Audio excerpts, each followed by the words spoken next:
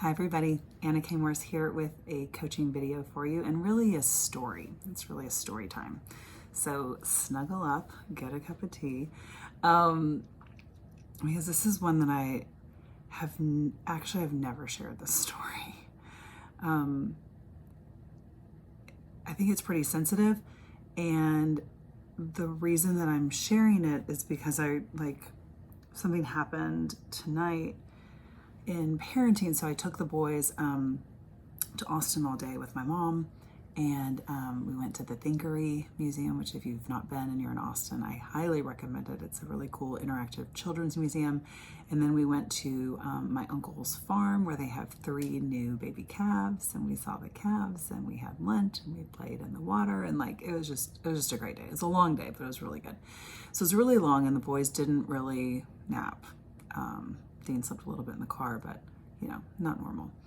And I've started doing transcendental meditation. If you don't know what that is, feel free to message me. I think it's life-changing. Thank you to Inzensity.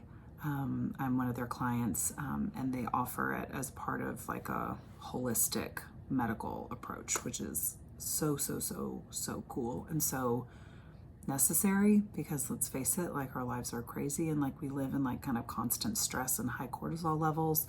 And I am learning to literally rewire my brain and my nervous system. So it's been really cool, but I digress.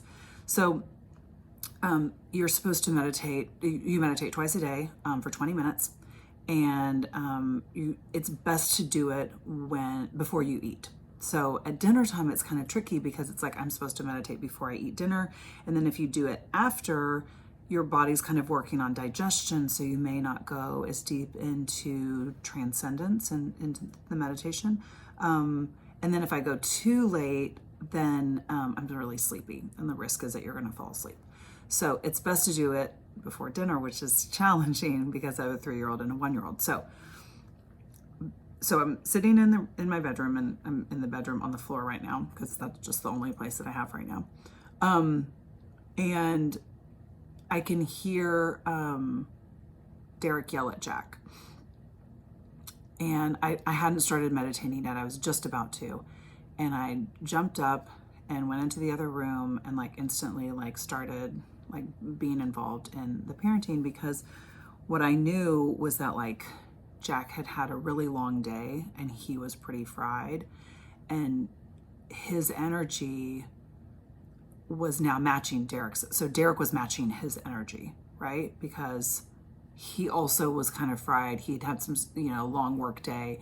And so him yelling at Jack is the opposite of what needs to happen. Which reminded me of a story and something that I wanted to coach you guys on, because when people react poorly to you, not that Jack was acting poorly today. I mean, he was pushing Dean and yelling and he was being 3, but he's not normally like that, but he was obviously very, very fried. He was overtired, overhungry, all the things.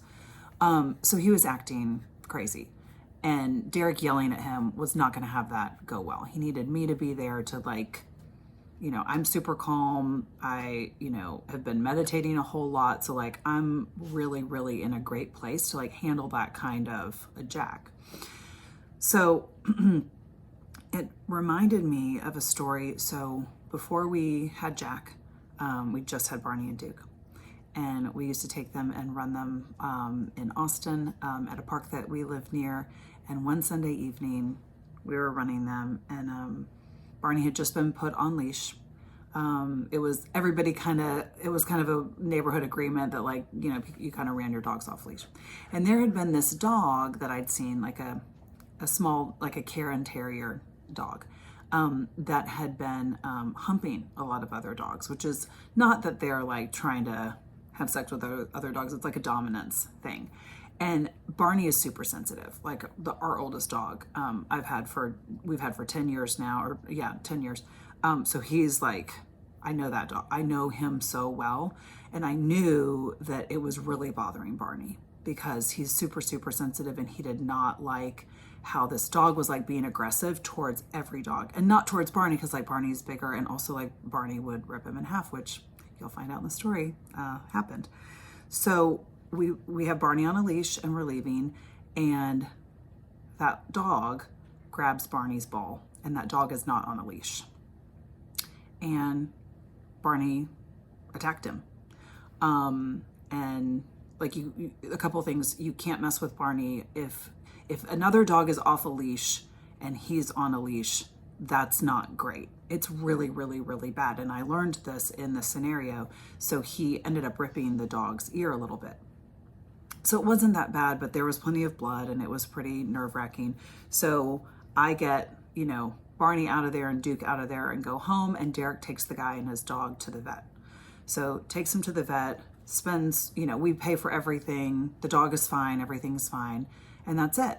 It turns out the guy knew we had some mutual friends, we exchanged information. We live literally 4 houses away. So we think everything is fine. Well, things progress, and now he's called our landlord. There's like, it was just really awful because he was drumming up a lot of support to like have Barney put down. Which is why I haven't really talked about this, because like, if you know me, like, that like, if you know me really, really well, you know that like Barney is my boy. Like, he has been through everything. He moved to England with us. He moved to Romania with us. He moved to, Mexico with us. We left him for 10 months when we traveled around the world. Like, he is a deeply intuitive dog. And he is my emotional support animal, but I'm also his emotional support animal. Like, we're like that together. So this was all really terrifying. And I knew that like he was just doing what he knew to do, which was like protect us, right? Because he didn't like this dog, and he hadn't liked him long before he took the ball. But now with the ball, it was like game over, right? So now they're calling him a pit bull, which he's not. He's a mix of a whole bunch of different things. I think most rescues have some kind of pit in them, but like now they're leading that like we have this pit bull and he's going to go and attack kids, and like you can see. So a couple days go by, and I believe it was right around Valentine's Day, because I remember it distinctly. There's like a Nextdoor post about what happened, and they use Barney's name. This person did, and it was scathing. It was really bad. It was like, we should be evicted from our house. He should be put down. What kind of people are they? Like, it was awful. And I just immediately, like, I remember I saw it. I like happened to look at my phone, which I never have on my bedside, but I did that day. And I looked at it and I like saw this post at like 4 a.m. in the morning. And then I start seeing all of the comments come through, right? Of like, our address, I think, was in, like, it was so bad, you guys. And Derek, man, the claws come out on Derek when our family is messed with, So he's like ready to rip this person apart. And I'm like, hey, let's just take a minute. Let's just like see what happens here. And I'm like trying to figure out our recourse. Now our landlord is involved because she's like questioning what kind of animal we have. And like, it was just so awful on so many levels. And I don't really need to say any more about that. So it's Valentine's Day now. And I always make Valentine's cookies. I make monster cookies and put Valentine's M&Ms in there. And I'm delivering them to all of the neighbors. And I have some for this person.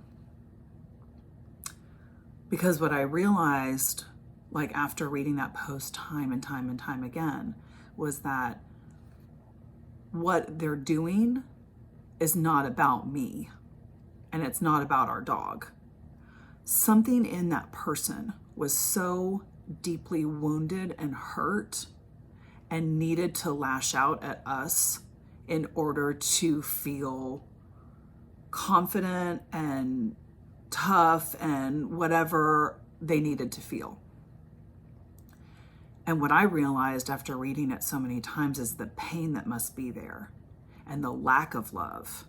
And the only thing to do in that scenario, the only thing to do when Jack is screaming bloody murder and hitting Dean, is to wrap your arms around him and love him. Love the fuck out of him.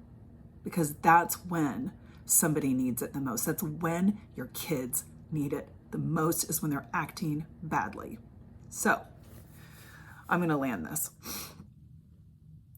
So I left cookies on the front door, and I'd already brought brownies and an apology. I wrote an apologies from Barney. I did his footprint in the thing. Like, this was before I had kids, when I did shit like this. Now I don't. But at the time I like did all the things, like wrote an apology, all the things. That made no difference. This, this post came after that. So I just left a bag of cookies on the front doorstep and a happy Valentine's note. And hours later, that post was taken down. And it all went away, like poof, like it never happened. It was the craziest experience that I've ever had. And it is such a good reminder to lead with love. It is hard, guys, especially like if you're a parent, if you have a challenging relationship. Like, I'm not saying that like you should stay in a marriage that's not working or whatever. I'm not saying that like you need to like stay in toxic relationships, and you can still love that person. You can still lead with love. Like, I don't know if the cookies did that. Probably not. But like, I think that like I was just loving that person so much and seeing their pain that they would do this to our family.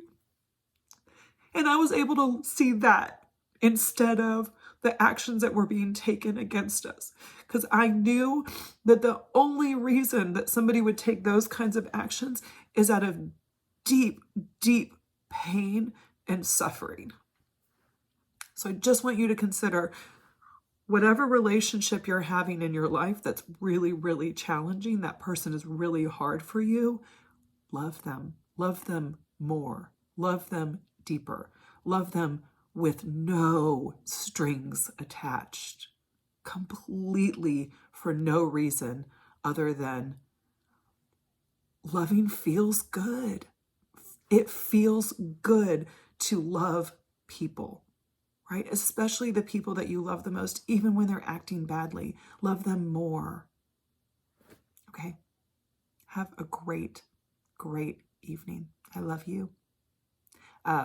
Quick reminder, I have a live coaching call tomorrow. It's called Ask Me Anything, which, as you can see, I am an open book. I'm sure that Derek is always cringing when I shoot my videos, but he knew what he was marrying.